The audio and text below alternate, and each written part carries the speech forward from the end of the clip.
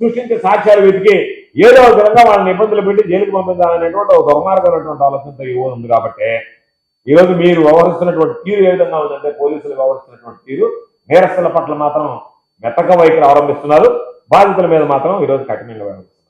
ఈ రాష్ట్రంలో ఈరోజు ఒకసారి చూస్తే రిజర్వ్ జిల్లా కూడా అతీతం కాదు. గ్రావెల్ మాఫియా, ఇసుక మాఫియా, బెట్టింగ్ ర్యాకెట్లు, మద్యం మాఫియా, పేకాట క్లబ్లు, డ్రగ్స్, రేషన్కు సంబంధించినటువంటి అక్రమ రవాణా, ఎన్ని రకాలైనటువంటి సంఘటనలు జరుగుతున్నా ఈ ప్రభుత్వానికి చీమ కుట్టినట్టేనా లేకుండా, పోలీసు వ్యవస్థ వాటిని నియంత్రించేటువంటి పరిస్థితి లేకుండా, కేవలం ఈ ప్రభుత్వాన్ని ప్రశ్నించినటువంటి వాడిని, ఈ ప్రభుత్వానికి వ్యతిరేకంగా ఉండేటువంటి రాజకీయ ప్రత్యర్థిని టార్గెట్ చేస్తే ఈరోజు పోలీస్ స్టేషన్కి వెళ్ళడానికే ప్రజలు భయపడుతున్నారు. పోలీస్ స్టేషన్ పట్ల ప్రజల విశ్వాసం దెబ్బతిని, నమ్మకం సన్నగిలింది. అటువంటి పరిస్థితుల్లో మీరు ఈరోజు పనిచేస్తున్నటువంటి పరిస్థితుల్లో ఈరోజు సాయి కృష్ణ తల్లి అడిగేటువంటి దానికి చంద్రబాబు సమాధానం చెప్పాలి. ముందేమో ఆ వ్యక్తి మీద కనీసం కేసు కూడా లేకుండా వీఆర్కి పంపించారు. జగన్మోహన్ రెడ్డి గారు ప్రశ్నించడం మొదలుపెట్టిన తర్వాత, వైఎస్ఆర్ కాంగ్రెస్ పార్టీ శ్రేణులు ప్రశ్నించడం మొదలుపెట్టిన తర్వాత మీరు సస్పెండ్ చేశారు. జగన్మోహన్ రెడ్డి గారు వెళ్ళి సాయి కృష్ణ తల్లిని పరామర్శించిన తర్వాత ఎక్కడ ప్రజల్లో చర్చ ప్రారంభమైందో చంద్రబాబు నాయుడు గుండెల్లో రైళ్లు పరిగెత్తాయి. కాబట్టి ఈరోజు దాని మీద కేసు నమోదు చేసి వాళ్ళ తల్లిని పిలిపించుకుని మాట్లాడారు. నీకు బాధ్యత లేదా? నువ్వు సింగపూర్ నుంచి వచ్చి సింగపూర్ సంఘటనలో, ఆ సంఘటనలో యోగాకు సంబంధించినటువంటి సమీక్షలు చేస్తూ ఉండేటువంటి వాడివి.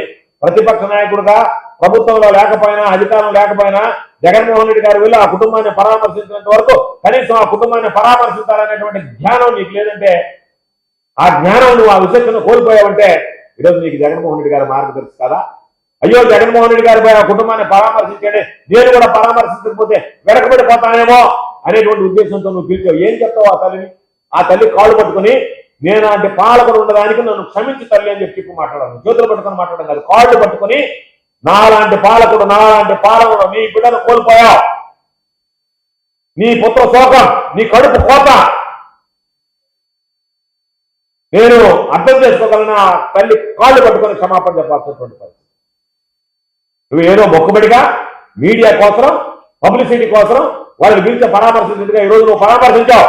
ఆ బిడ్డను ఆ తల్లికి తెచ్చేయగలవా? ఆ బిడ్డ ఈరోజు తల్లి ఆ తల్లి బిడ్డను కోల్పోయింది. ఆ బిడ్డను కోల్పోవడానికి నీ ప్రభుత్వం బాధ్యత కదా, నువ్వు బాధ్యత కదా, నీ కొడుకు రెడ్ బుక్ బాధ్యత కదా, నీ కింద పనిచేస్తున్నటువంటి పోలీసు వ్యవస్థ బాధ్యత కదా. ఎవరు బాధ్యత తీసుకోవాలి దాన్ని? నువ్వేదో పిలిచి పరామర్శించి నేను చేతులు దులుపుకుంటానంటే వీలవుతుందా? మరో పక్క పాపం ఆ బిడ్డ క్రాంతి కుమార్ ఆత్మహత్య చేసుకున్నాడు. పోలీసులు బెదిరిపోవడం జరిగింది. నీ ప్రభుత్వంలో జరిగింది, నీ ప్రభుత్వం పాలనలో జరిగింది. నువ్వు ఎటువంటి బాధ్యత తీసుకుంటావు దాని మీద? కాబట్టి ఈరోజు హోంమంత్రి చూస్తే ఆమె మాట్లాడేటువంటి మాటలు చూస్తే నవ్వు వస్తుంది. అదేమన్నా అంటే ఇప్పుడు కొత్త ఫ్యాషన్ అయింది, ఎవడో మహిళ అనేటువంటి వాడు ఎవరైనా మాట్లాడుతూ కానీ తిరిగి విమర్శిస్తే మాత్రం మీరు మహిళను విమర్శిస్తారా? మహిళా సాధికారతంతో ఇదేనా అని మాట్లాడుతున్నారు. మన జిల్లాలో కూడా మాట్లాడతారు, మహిళా సాధికారత అంటే మహిళలను విమర్శిస్తారంట. మీరు చెప్పేది ఏంటంటే మేము మిమ్మల్ని తిడతాం, మీరు తప్పు చేసినా జరిగిపోయినా మీరు తిరిగి ప్రశ్నిస్తే మాత్రం అది మహిళా సాధికారత కట్టం. అంటే మహిళలు తప్పు చేసినా వాళ్ళని విమర్శిస్తే అది మహిళా సాధికారతకు దెబ్బతింటుంది. మీరు ఎవరైనా విమర్శించినా ఏమి ఇబ్బంది లేదు. ఆ విధంగా తయారైతే వాటికి సంబంధించి ఈరోజు జరిగేటువంటి సంఘటనలకి హోంమంత్రికి అంత స్థాయి లేదు. ఆమె పాపం బాధ్యత తీసుకోలేదు, ఏదో మీడియాలో మాట్లాడి వెళ్ళిపోవాల్సిందే తప్ప ముఖ్యమంత్రి బాధ్యత తీసుకుంటాడా లేదా ముఖ్యమంత్రి కొడుకు బాధ్యత తీసుకుంటాడా? మీరు ఎవరు దీనికి సంబంధించినటువంటి వాటికి నైతిక బాధ్యత తీసుకోవాలి కదా. మీ పార్పాలలో జరిగినటువంటి హత్యలు, ఆత్మహత్యలకు సంబంధించినటువంటి దాంట్లో మీరు ఏమీ పట్టి పట్టనట్టుగా వ్యవహరిస్తూ ఉంటే వీటికి సంబంధించి ఎవరు సమాధానం చెప్పాలి? ముఖ్యమంత్రి సమాధానం చెప్తాడా? లేదా బాధ్యత వహిస్తుంది కాబట్టి చేతైనా చేత కాకపోయినా హోంమంత్రి సమాధానం చెప్తుందా? లేదనుకుంటే రెడ్ బుక్ నడుతున్నటువంటి లోకేష్ సమాధానం చెప్తాడా? వీటికి సమాధానం చెప్పాల్సినటువంటి అవసరం ఉంది. కాబట్టి ఈ రాష్ట్రంలో ప్రజలందరూ కూడా కోరుకుంటుండేది మహనీయుడు బిఆర్ అంబేద్కర్ గారు రచించినటువంటి ఆ రాజ్యాంగం అమలు కావాలని, అంతేగాని రెడ్ బుక్ రాజ్యాంగం అమలు కావాలని ఎవరు కోరుకుంటుంది.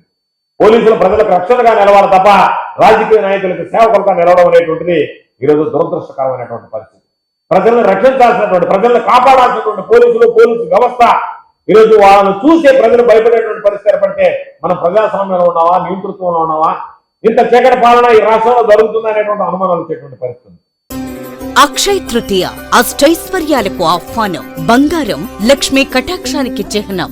సిఎంఆర్ జ్యువెలరీతో సౌభాగ్యం, అనంత సంపద మీ సొంతం. బంగారు ఆభరణాల తరుగుపై అప్ టు 50% తగ్గింపు. మజూరీ లేదు. సాధారణ సిల్వర్ ఆర్టికల్స్ పై తరుగు మజూరీ లేదు. డైమండ్ ఆభరణాల డైమండ్ పై క్యారెట్ కు 10,000 రూపాయలు తగ్గింపు. ప్రత్యేక కౌంటర్లలో లక్ష్మీ రూపులు, గోల్డ్ కాయిన్స్ లభించును. అక్షయ తృతీయ ఆఫర్లతో మీ కలల ఆభరణం మీ చేతిలో. అక్షయ తృతీయ సందర్భంగా సిఎంఆర్ జ్యువెలరీలో మీకు నచ్చిన ఆభరణానికి అడ్వాన్స్ చెల్లించిన రోజు ధర లేదా డెలివరీ తీసుకునే రోజు ధర, ఏ రోజు ధర తక్కువ ఉంటే ఆ ధరకే మీరు ఎంపిక చేసుకున్న ఆభరణాన్ని అక్షయ తృతీయ ఆఫర్లతో మీ సొంతం చేసుకోండి.